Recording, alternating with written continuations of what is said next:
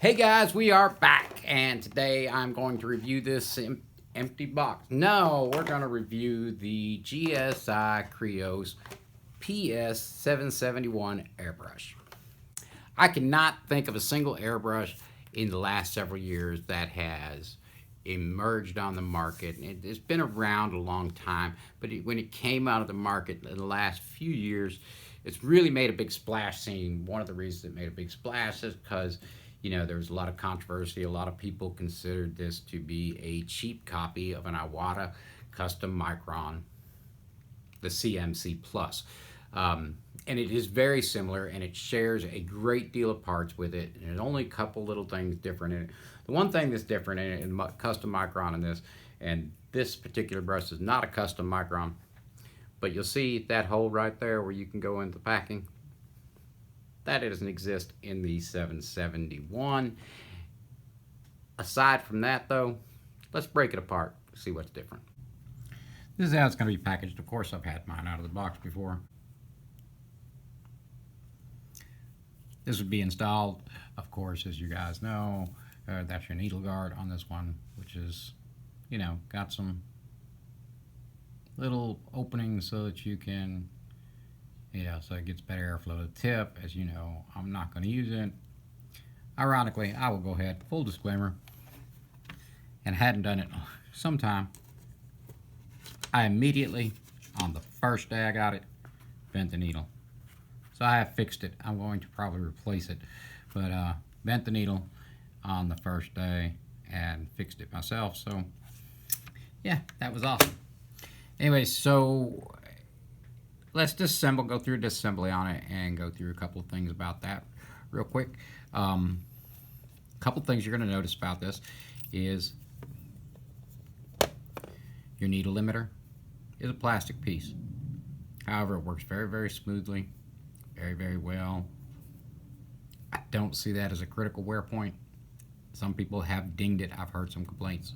People make some complaints about it being plastic, but I've not heard anybody who actually owns one complain about it being plastic. So there's that. And this part here is also plastic. Oh, might want to take the needle out first there, Bill. Not be stupid. And as you can see, there's a little bit of dirt on it because, it is a used airbrush, and I was just painting with it. So aside from that, this part being plastic, which I actually kind of like because it really sits in there tightly. Apart from that being plastic, it's exactly the same as you will find on your micron airbrushes. The trigger will go in exactly the same as you would find on the Iwata custom micron. However, the trigger is a little bit different. It's made a little bit different.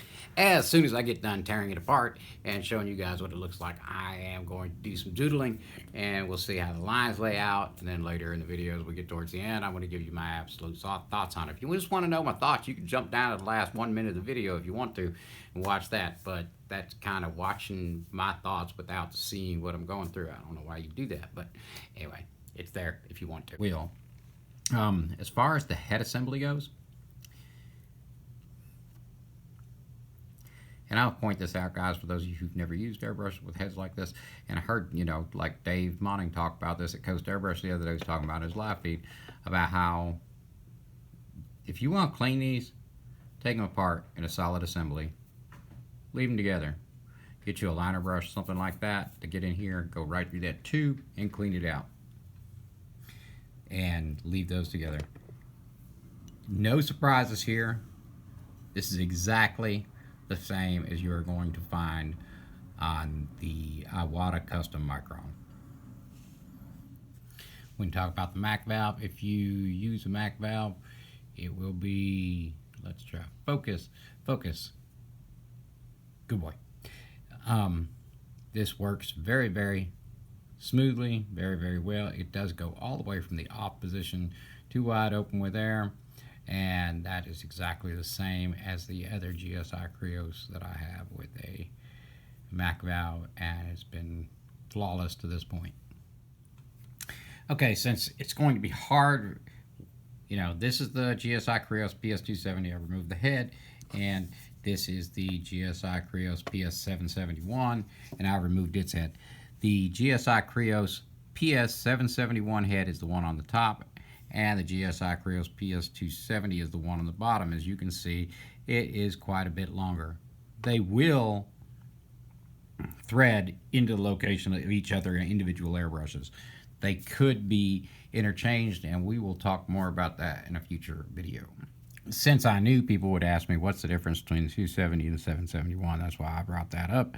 And as you can see, it is considerably distance longer on the 270. Not only is the 270 a little bit longer from the trigger to the edge, is probably really close to the same, but with that head assembly, it makes it just a little bit longer. It's also a heavier brush.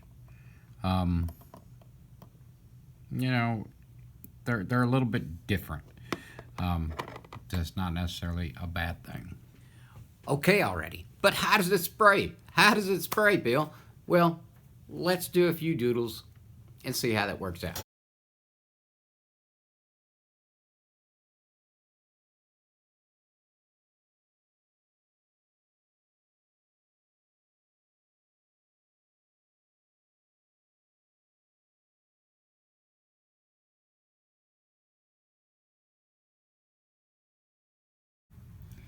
Now, the reason I've got you zoomed in, and that's probably as close as I can really zoom you in here, is to look at how crisp and how clean these lines are. I'm looking for, if I get little breakups and dot patterns, I had a little bit here. That's because I was reaching the edge of how low the pressure could go with the amount of reducer I had in there. And of course, as I let a little bit more paint out, I was able to get in there, and those lines are very crisp and clean.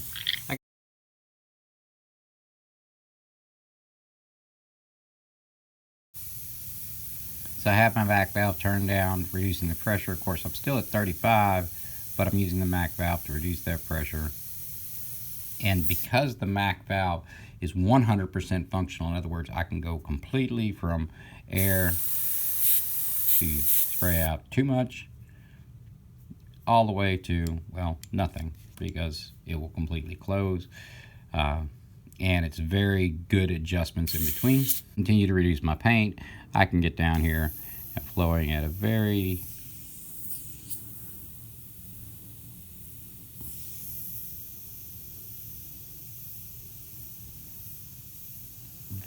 low pressure and very fine lines.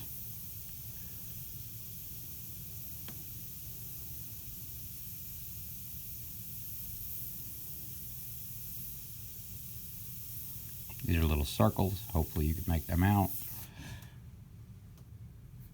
And for perspective,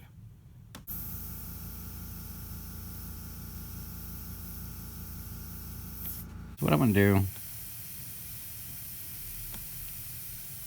oh, that's pretty ugly. I'm going to see if I can sign my name.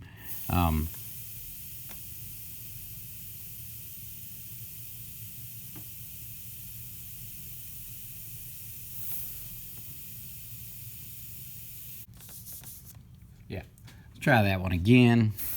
Gotta have some coffee and before I get back to work. But anyway, who's fabulous? You are.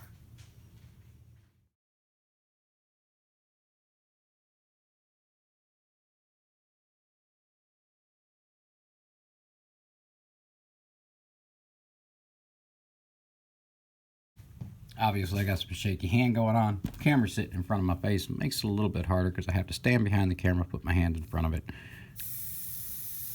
But we can get ridiculous crisp lines. How good I can sign my name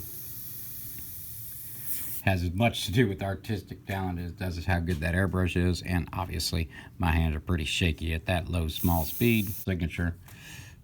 I can't even sign that. Could not sign that with a pen that small. I have not heard a single negative thing said about this airbrush by somebody that actually owns one. So if you actually own one and you have a negative to say about it, drop me a line down in the comments. And if you actually own one and you got something positive to say about it, drop me a comment down below. Let me know what you think.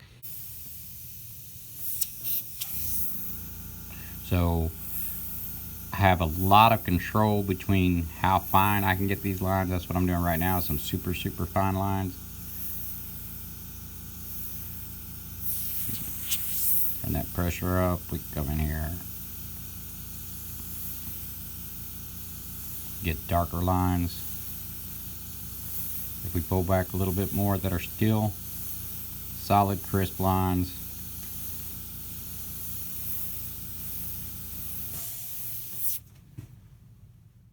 Just not to bore you too much here, I'm gonna put you all on little sped up, and I got some golden high flow, and this is unreduced golden high flow, and I want to do some doodling in here. And what I want to point out is how crisp those lines actually are, and that was kind of the point here. And literally these are pretty much undecipherable on whether they were airbrushed or done with a pen, and that is what I was trying to convey here, how crisp and how well atomized the paint is. Okay, so that wasn't a whole lot of crazy demo. You guys, if you've been watching me, have already seen me create art with this thing. I've been using it last couple weeks in pretty much every painting I've done. So the question becomes, is it better than most every other airbrush? It is better than, I can only say that there are two airbrushes that I have used that match this airbrush, and that is the Iwata Custom Micron and the Rich pen, the Mike Learn Rich pen that I was able to demo and test out, once at the Tamco Takeover and once from another friend of mine, and I was able to play with his. So those are the only two brushes I know that spray as smoothly, and the important thing is how easily it does it. It's very comfortable, very smooth brush. It also works very fast. It's extraordinarily responsive, and you can't show that on a video how responsive the airbrush is. Make no mistake about it, this is a premium quality airbrush at not quite a premium quality price.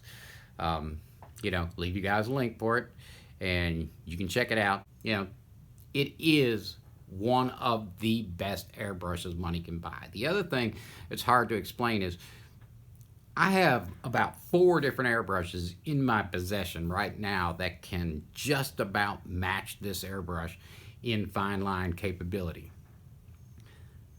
but they can't match it in its ability to blend very gently in gradients at very small and low pressures as well as this brush. Without a question, without any question whatsoever, including my original Micron that I have, no other airbrush that I have here does as well at that as this airbrush. But anyway, guys, I'm Bill Kennedy with W. Leon Artistry, and hope you got something out of this video. So if you enjoyed the video, please like, comment, share, all that good stuff. Hopefully, you know, this helps you guys. And as I said, I'll have links for you. Gonna have to get myself out of here. I got other things that need to get done. That's gonna be a wrap for today. Y'all have a good one. We appreciate you.